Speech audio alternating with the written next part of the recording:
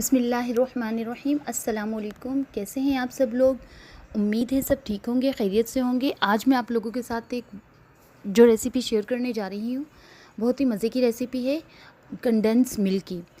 हम condense milk घर में किस तरह बनाएंगे और ये कैसे टेस्टफुल बनेगा, आज मैं आप लोगों के साथ वो रेसिपी शेयर करूँगी।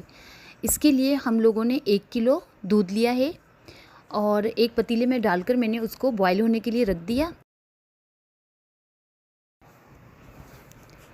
फिर मैंने इसके अंदर तकरीबन 1.5 पाव से आधा किलो के करीब चीनी ऐड कर दी और इनको पकने के लिए छोड़ दिया ताकि इसमें बॉयल आ जाए और चीनी भी घुल जाए।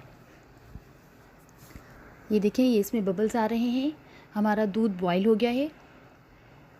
जैसे ही हमारा दूध बॉयल हो जाएगा तो मैं इसकी आंच, इसके 2 तरीके हैं। इसकी आंच तेज़ करके मुसलसल चम्मच चलाते रहें या धीमी आंच पर करके इसको पकने के लिए छोड़ दें।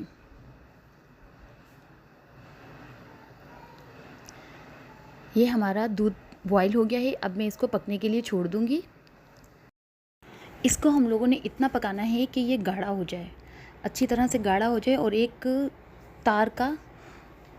तार जैसा बन जाए। ये बहुत ही आसान रेसिपी है।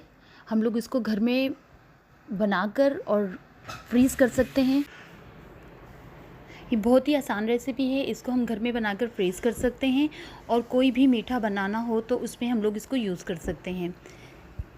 आइसक्रीम बनानी हो, कोई भी मीठा बनाना हो जिसमें कंडेंस मिल्क यूज़ होता है तो वो हम लोग यही यूज़ कर सकते हैं। ये देखिए, इसका गाढ़ापन देखें, माशाल्लाह से बहुत ही ज़बरदस्त बना है।